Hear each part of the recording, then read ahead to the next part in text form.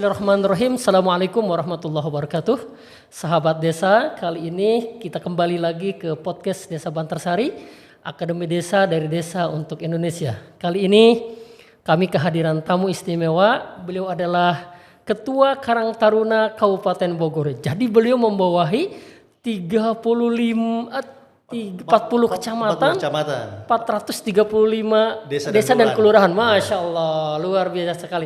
Ini sesuatu kita tanya apa dan bagaimana dan apa tujuan beliau juga kemudian datang ke Bantarsari. Assalamualaikum Kang Irfan. Waalaikumsalam Pak Lurah. Kumaha damang? Alhamdulillah. Alhamdulillah, luar biasa nih. Aduh, Kang. Ada kegiatan apa nih bisa dijelaskan agar kemudian teman-teman desa bisa mendapatkan informasi terkait dengan kehadirannya Ketua Karang Taruna gitu loh. Ya, Kok datang gitu ke desa-desa atau ke wilayah Kecamatan Ranca Bogor? Mangga bisa dijelaskan. Terima kasih Pak Lurah. Yang pasti hari ini kami kebetulan Karang Taruna Kabupaten Bogor ada namanya program Sabah Desa Pak Lurah. Sabah Desa. Sabah Desa. Oh. Sabah Desa itu lebih ke silaturahmi kami pengurus Kabupaten Bogor ke kecamatan dan desa dalam rangka silaturahmi, menguatkan kebersamaan, persaudaraan.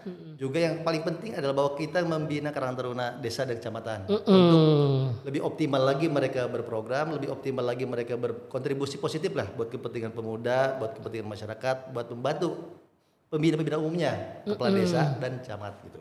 Masya Allah. Untuk mensejahterakan masyarakat intinya itu. Iya, luar biasa sekali. Ya.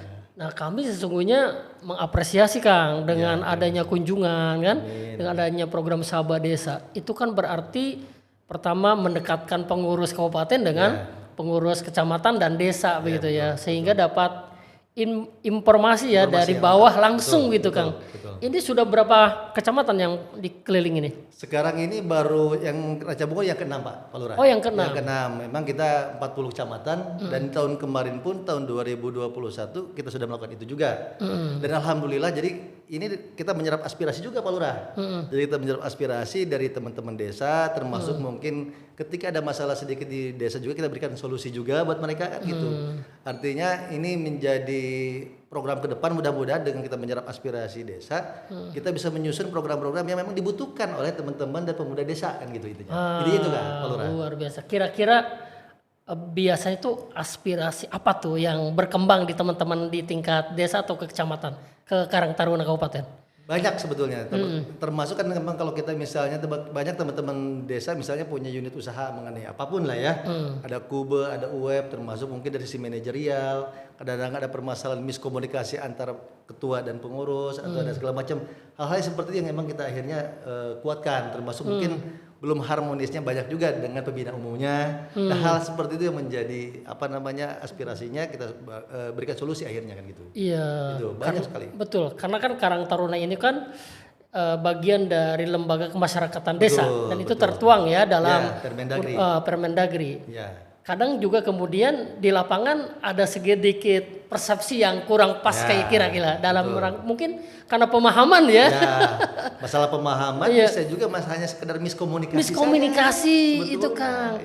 Padahal malah mungkin ngobrol mah selesai sebetulnya itu yang selalu kita berikan bahwa teman-teman KT desa itu bukan oposisi, tapi harus memposisikan diri sebagai mitra strategis. Setuju. Dan bisa membantu dalam program-program di desa, program-program di kecamatan gitu Pak. Kadang kan kepala desa mah sok loba kasinggungna kan.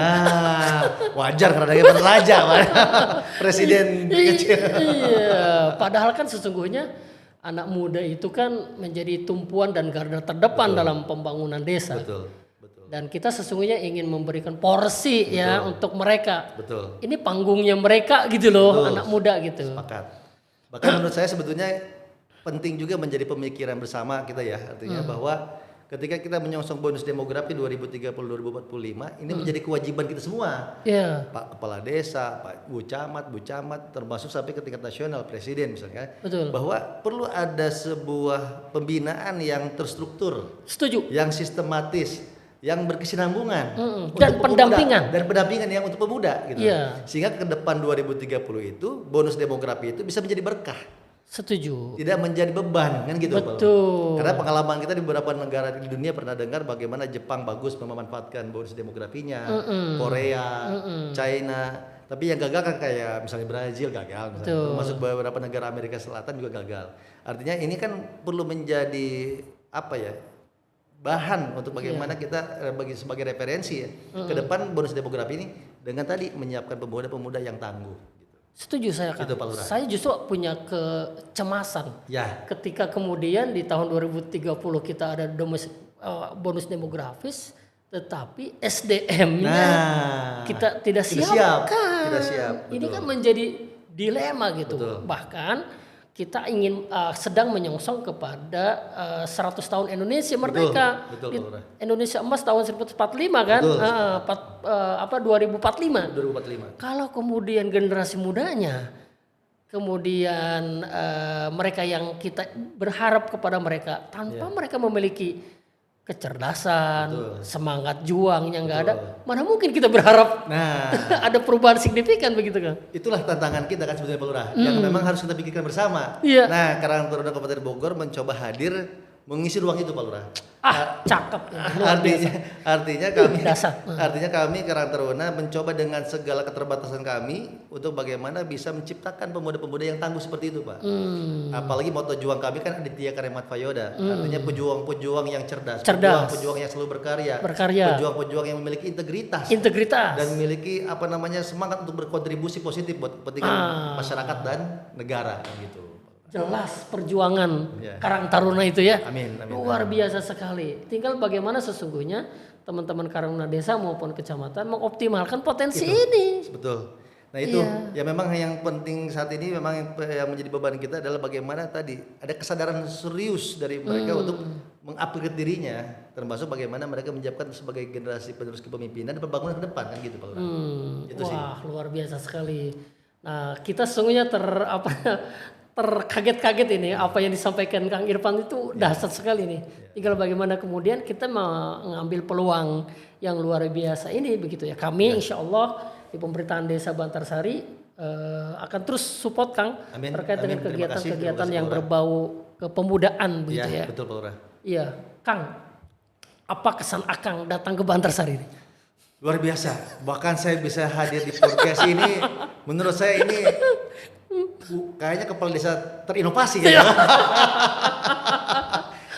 saya pikir penting saat ini apalagi di zaman digital Pak. Iya, betul. Di era digital saat ini wajib hukumnya kepala desa wajib memiliki hal seperti ini. Artinya bagaimana mensosialisasikan program, bagaimana mengedukasi masyarakat dengan podcast seperti ini sehingga generasi milenial ya saat ini generasi Z ya. Ini juga ya suka gitu kan. Artinya komunikasi manis antara pemerintah dengan rakyatnya, dengan masyarakatnya. Penting Pak Lurah. Luar biasa. Saya apresiasi dan kalau saya mungkin presiden saya akan langsung angkat sebagai penerima penghargaan. Aduh, luar biasa sekali. Bangga masyarakat Bantarsari punya Pak Lurah seperti Iya, Masya Allah. Kang Irfan, terakhir nih. Iya, Pak Lurah. Apa pesan yang bisa disampaikan untuk generasi muda ke depan? Iya. Saya ingat apa yang disampaikan oleh John F. Kennedy ya, bahwa jangan bertanya apa yang sudah negara berikan kepada kita, tapi apa yang bisa kita berikan untuk negara. Nah, harapan saya pemuda generasi muda ke depan di Bantarsari termasuk khususnya dan Kabupaten Bogor pada umumnya, yuk kita berpikir bagaimana memberikan kontribusi terbaik kita untuk masyarakat, bangsa dan negara. Gitu. Masya Allah, ini dahsyat sekali. Pesan yang cukup luar biasa untuk kita semua anak-anak muda. Ayo kita bangkit. Betul. Ayo kita bersama-sama. Betul, Pak. Ya, berikan yang terbaik. Berikan yang terbaik.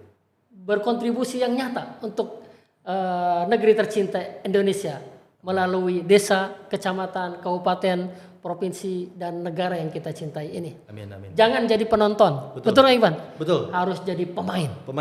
Karena agama kita juga menyuruh demikian. Betul. Wa qul i'malu fasallallahu amalukum wa rasuluh. Berbuatlah Anda. Niscaya Allah akan melihat apa yang Anda lakukan, Rasul serta orang beriman. Jadi nggak ada alasan kita berpangku tangan, diam, nongkrong-nongkrong yang tidak bermanfaat. Tapi kalau nongkrongnya penuh dengan ide gagasan kan luar biasa. Betul. Gitu. Mudah-mudahan pertemuan yang singkat ini memberikan inspirasi dan motivasi untuk kita terus berkarya untuk Indonesia yang kita cintai. Dari desa untuk Indonesia. Assalamualaikum warahmatullahi wabarakatuh. Waalaikumsalam warahmatullahi wabarakatuh.